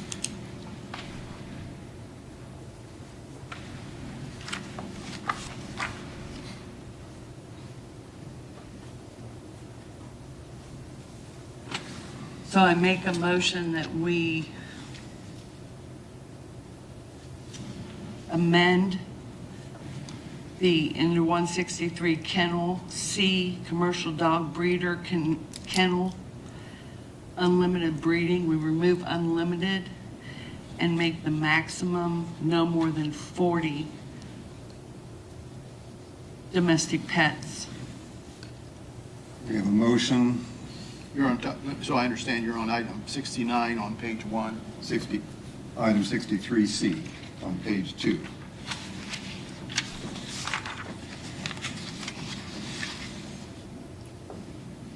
He is requesting, I made a motion to strike the word unlimited ahead of breeding. Okay, yeah. And make it to, change it to a maximum of 40. Okay. No more than 40 domestic pets. The way the definition states, I don't know how we could, because we've taken a lot out in that definition. I don't know where else you would define them no more than. They're located no more than 40. For the purpose the facility is to breed no more than 40 domestic pets. More than 19, but no more than 40, or something. Okay, Right. I'm following. Yeah. Gotcha. So you're saying that is any lot or premises on which they are located no more than 19 more than 19, but no more than 40? Right. unaltered female dogs that are at least 12 months of age, and where purpose of the facility is to breed domestic pets. Period. All right. Do the members understand the motion? Yes. I'll second her motion Second. because we did talk about 40. All right, we have a motion that has been seconded to change the wording of under 163 kennel, paragraph C, as Teresa has noted. All in favor of that change signify by saying aye. Aye. Those opposed say nay. Motion is carried.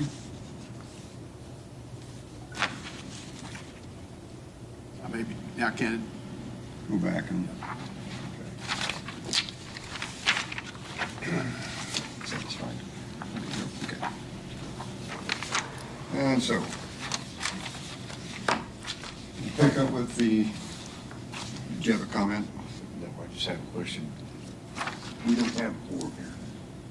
Well, the way they clarified it is, our maximum membership is 9. If the vote tonight is 5-0, we can pass the motion. Do I need to reread the the resolution again? I don't think so.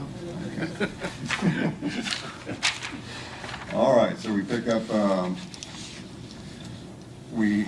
do I have a motion to approve the resolution concerning amendments to the zoning ordinance as changed in our discussion tonight?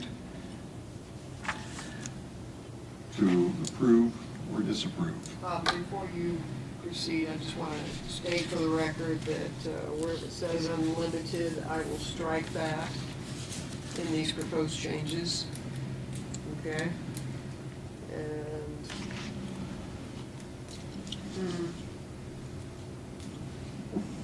I don't know. Commercial breeding kennel, maybe? Instead of the word unlimited? Because you're limiting them now, so just strike the word limited, unlimited, yeah. Limited breeding. Strike the word unlimited, and You just said- just call it a commercial breeding. Just commercial breeding kennel? Yeah. Okay? Yep. Okay. All right, again, I'll entertain a motion to approve the resolution concerning amendments to the zoning ordinance of Wayne County, Indiana. I thought we couldn't vote on them because we don't have. You can if 5 of you. We can take the vote. and Okay. if- If 5 vote, okay, I'll make the motion then. Is there a second? I'll second. All right, we have a second. All in favor of the motion as, to adopt to approve the resolution as amended in our discussion tonight, signify by saying aye. Aye. Opposed, say nay. The motion is carried. The resolution is forwarded on to, I should say, now therefore be resolved that on the basis of the above concerns and by virtue of the authority vested in said commission by law, the said commission herewith approves the zoning amendments and recommends and certifies the said approval to the Board of Wayne County Commissioners for action as provided by law. Certified by the Wayne County Advisory Plan Commission, Wayne County, Indiana, this 19th day, oh, what is it? 20th. 20th day of November 2025. And entertain a motion to close the public hearing on the amendments to the zoning ordinance. So moved. Second. It's been seconded by Teresa. All in favor of closing the public hearing on the zoning amendments, signify by saying aye. Aye. Opposed? And hearing is closed. I would entertain a short recess if anybody needs a quick break. If not, we'll move on. Depends on how much longer we're going to sit here. Well, take that into consideration. All right, so let me stick that there.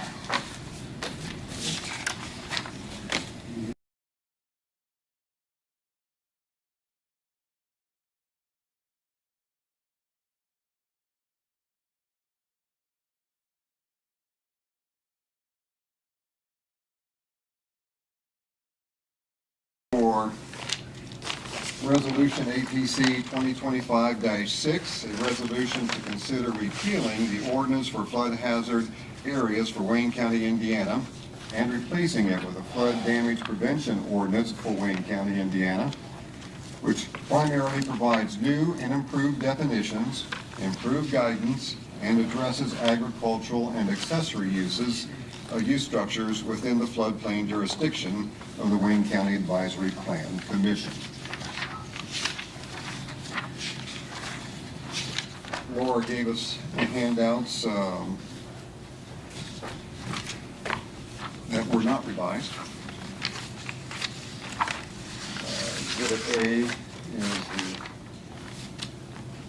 thing that we're looking to go over. We got that there? This one here? Yeah, that came. And as noted in the description of the resolution, a lot of going to our improving definitions and new definitions in there. Laura and I sat down this afternoon, went through those that she identified as things that were new or changed. Am I saying that correct? That would be correct. What you have before you, which is Government Exhibit A, is identical to what was sent to you. However, I have highlighted it. So you see the first page of the guides. The sections highlighted in yellow have been expanded to include additional information and/or guidance. So there's a few of those in here. I'm just drawing your attention to the main changes in this document from our previous, our current flood ordinance. So if you see a section that's highlighted in yellow, it means that it's in our ordinance currently, but it's been expanded, some additional information, more guidance. And then you see sections highlighted in pink. Those are new to our ordinance. So would you recommend that we read the previous ordinance to better understand before we read this new the changes? The board is welcome to do so. That's And it's in our, yeah, of course, I did send you the current flood ordinance as well as the proposed amendments. Package you received. Actually, it's the proposed new flood ordinance, I should say. I'm sorry, say the last part again. That's why I sent you the current flood ordinance as well as the proposed new flood ordinance, so that you The current could flood ordinance. look at them. Looks like This that. particular document I got that. provides you some guidance, helps you zero in on the important changes. Current one. no, it was in the packet. Is that, I got one in the packet, I got one here. yep, that's the, Well, That's the no, old that's, That's the one that's in the the packet, exhibit. and here's the one laid on the couch, here on the couch. Okay, it won't have an exhibit on it. it's got the blue. It's And right it says here. ordinance number 2015-003. Got too many different pages here. Yeah, we do. We have lots. I guess my question is this what the state says, or this is what the state says, what we got here? Yeah, unfortunately, you don't have a lot of wiggle room with I this. was gonna say, other than make something more stringent, Correct, we don't have any rights at all. basically, That's correct. yeah. This is their model ordinance that they're giving out to all communities that adopt a flood ordinance. They're requiring all of them that want to be in that program to adopt this ordinance. So what was sent to me is I put in our, like Wayne County, Indiana, where they leave certain things blank. You made no substantive changes to. I actually did, did. ironically. I went ahead and I took a look at it, and I felt like there were sections that needed to be addressed. Some definitions that were not there before, some clarification. And so I sent it to them just to say, what do you think? So they wanted me to review it, and so I sent that out to them. They reviewed it and actually agreed with most of what I encouraged them to consider, which I think will be helpful to the doc. Not that I'm all that, but I think it's helpful. When you have someone who does it on a day-to-day basis and says, hey, this, we could use this, we could use that. And so it's in there, almost everything. Steve's got, I don't think I even got it in my, I've got it elsewhere in my office, but you've seen the document where he checked things and was looking at things. It was very carefully reviewed by Doug Wagner. He's a certified floodplain manager. Unfortunately, he has not gotten back in touch with us yet. He was hoping to let us know where we stood on the current one that you have before you. He was hoping to get with us by the 13th of this month, but that did not occur. But in fairness, he is reviewing several floodplain ordinances, proposed drafts. So, Would it make any sense not to approve this until he approves it? We could table this one to see if he has any issues. I have no problem with that. then that might be the best thing to do, just in case there's something that he sees. But I just would ask, how is the best way to, I mean, do we compare this to what we had previously? Is that even worth, I don't think so. you read both of them? I didn't. In I full? read through the new proposed one, but in light of what Laura's comments are, and Steve's comments states as here, stick your name in it, pretty much. And- Yeah, and we're doing the same thing, we do Spring Grove and Greens Forks administration, and their ordinance is identical to this, except where it says Wayne County, it's going to say Greens Fork or Spring Grove. But since we haven't gotten back, DNR hasn't gotten back with us as soon as they thought they would, Yeah, it might be well not to Act pass this upon it. tonight. Give Teresa a little more time To answer Teresa's question, is there any merit to going back to the current ordinance to look at the new ordinance? Or is there going to be enough difference in there that's not going to be, Yeah. make a lot of I think there's enough difference that it'd be difficult for you to understand. It's not like what you just went through where you can pick out a few words and add a few words. I mean, they've added new sections, yeah. new definitions. So- Or the recommendations that you made back to your contact at the DNR, were they based upon the current ordinance? You drew things from the current ordinance, or is it stuff that you picked There's up a- over the years? Over the years, a little bit from the current ordinance, but some clarification, like, they would just say floodproofing, but they wouldn't separate them out. There's dry and there's wet floodproofing, and they're treated very differently. And so I recommended we have a definition for both. They agreed. Because it's not just about me, it's about anybody handling this ordinance, whether it's the public or a floodplain administrator in this role. You want an easy document, as easy as you can make it. It provides greater clarification. They've reorganized things. They took some things out and moved them elsewhere within the document. All in all, I think it's an improvement. It definitely provides more freedom. On page 30, under accessory and agricultural structures, you can see I've highlighted the word accessory in yellow, denoting there was an expansion, a change. It means it was still in there. And then agricultural structures have never been addressed in any of our flood hazard ordinances. So finally, they're here, and the state of Indiana actually adopted some changes in regards to these structures last year. Unfortunately, I was not legally allowed to use those until our flood ordinance is adopted. Is there any value tonight to have you, Laura, discuss certain items in here?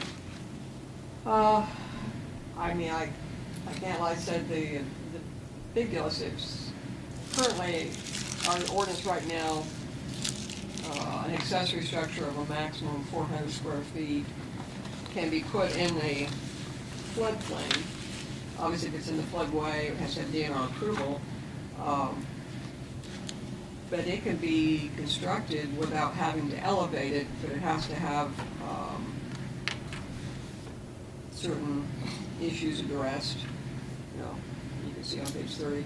But now you can also have an accessory structure and an agricultural structure that's greater than 400 square feet, and it only has to be elevated to or above the base flood elevation, which is a very big deal, because normally the lowest floor of the structure has to be elevated 2 feet above the base flood elevation. So we've got a number of people out there that have structures that are, at or maybe just a little bit above, and they're being forced to elevate these accessory structures or ag-use buildings currently under our current ordinance. So there's a lot more freedom here. I think it's a real plus for our farmers in particular, to be able to build something and not having to spend so much money elevating it. Now, that isn't to say someone might really hit a hard issue here. They might still have to elevate, but still. But, yeah. Does anybody have any comments in general at this moment? If not, do Well, I we- guess what we gotta really vote on is what is told us that this is the law, this is what it's gotta be. Again, I would wait till the DNR has done their review. They were supposed to be back with us before the 13th of this month, but obviously didn't make that. Just in case that they've made some changes that we need to consider, I don't see any value acting on this tonight. Do we have to have a motion to table? Just table, all right. So moved. The Chair,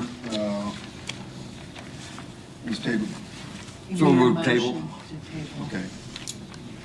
So Saunders, you moved? No, Table? yes. Okay. Second? Did you second or not? Dan. Second, Phelps, okay. We have a motion to table the public hearing on the flood damage prevention ordinance for Wayne County, Indiana, APC 2025-06. All in favor say aye. Aye. Aye. Opposed? Motion is carried. All right, we're down to the, does that also close the public hearing, or does I still have to close the public hearing? Yeah, close it. Okay, I need a motion to close the public hearing on APC 2025-6. No, I don't think you want to close that. Is Just it tabling it. just tabled? Yeah. Okay. That's right, yeah. All right. That's why we have more minds than three here. It's getting a little late. All right, on to the public meeting portion of our meeting tonight. Steve, you have something to present? I do, and if you thought going through that ordinance that you just went through was fun, wait till you see what's on your horizon next. So as you know, the data centers are starting to become a topic of conversation throughout the state, and the state has taken the overall position to encourage data centers. But if you've watched the news lately, you've seen that there's great pushback on these centers. What I provided you tonight is just to start the conversation several months down the road. This is just to stick with you, but this is just to point out some of the advantages of a data center and some of the disadvantages of a data center. So this will give you a starting point as you start looking at this. But over the course of the next couple months, we'll provide you with some sample ordinance to look at for us to consider. Henry County is actually having a hearing tonight on a data center that the Plan Commission in Henry County is having a hearing tonight for a data center down by Knightstown. There's a lot of activity on Facebook for that hearing tonight. Fayette County has started looking at the same thing that we're looking at, because we're starting to get companies looking at where it would be friendly to put in a data center. So I just simply give this to you tonight to read and start opening up the conversation in the next several meetings. Would a data center located in Wayne County serve just Wayne County, or would it be beyond the borders? Yeah. Obviously, it would be, International. yeah.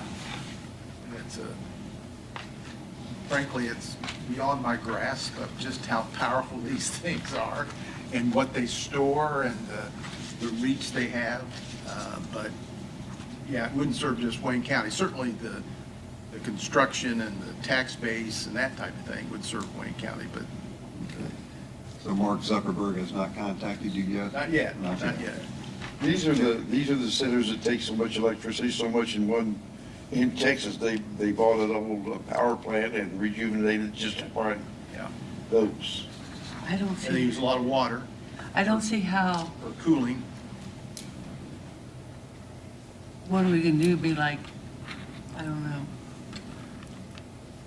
the community that wanted to haul water from one county to the other? I mean, I don't know how that would be feasible in one county. Well, I think that's part of our due diligence. We would need to reach out to our utility providers and see if it's even feasible that they could support this. You know, one of the concerns is that the amount of power that they use, depending upon where it's placed, they may require to upgrade that power infrastructure, which then cost of that infrastructure gets passed on to the ratepayers. So lots of things to consider, but will be just the start of the conversation. Can we get some information, like, the basics of it, you know, what size of the structure? Yep. What it's gonna produce, or we have to produce and things like that? 'Cause Yeah, we'll give you that information as we go along, and Probably 500,000 gallons. what's worked and what hasn't worked in other communities.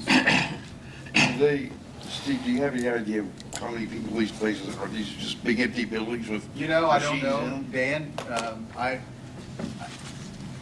it makes sense to me that, you know, they would have a small amount of crew there, but. That's what I'm thinking. I mean, they'll get into these data centers to develop ways to not have employees. Yeah, I don't know the answer to that. Well, they still gotta watch all their, what I know about data is, you know, it's battery operated, things like that. So they're going to have people in there maintaining, Still watching gotta- the controls and all this and Still gotta that. have technical people Yeah, to work on it. you're not talking thousands of employees, but there could be at least 50 to And they're 100. typically high-paying jobs. Right. too. Yeah. It's just not off the wall kind of guys. That's all I have on that, Dan. There seems to be a lot of concern where they're discussing those. Citizens really pretty well up in arms with the rate increase they're gonna have to pay and that much water they're building pipeline I from guess one there's- county to another I or. guess there's noise issues. Just your fire, you know, potential of fire in that building, just to be able to, how many of the, Fire department, that's again, right. you're looking at a lot of batteries, you know, how much problem are firefighters having with battery cars? Now, you have a building like that full of batteries, because they usually run off of a D-cell battery, you know, like a boat, that kind of battery is what they use, D-cells. So we'll get further into this. Too bad Laura's not gonna be here to enjoy it. She'll be able to watch it on TV. That's right. Which brings up a point, I will be absent on the December meeting, and Laura's retirement comes prior to our January meeting, is that correct? That is correct. So personally, I wish you well. Thank you for your past service. And thanks a lot. All righty. In your handout too was the hearing officer petitions to date. October had just one. Yeah, that was just from the hearing officer. Yes, from the Not hearing officer. But not the BZA. BZA that was last week. That's correct. This is the hearing officer. Correct. I just wanted to. Summary, yeah. All right. And to restate, our next meeting is coming up next month, December 18th, a Thursday, 2025, 6 o'clock, the usual time. Teresa will be chairing the meeting in my absence. And see you the first of next year. I'll entertain a motion to adjourn the meeting. I'll make a Well, motion. nobody wants to leave, so. You're welcome to stay, Gary. We have a motion, do I have a second? Yeah. All in favor of adjourning the meeting tonight, say aye. Aye. Opposed? Meeting adjourned.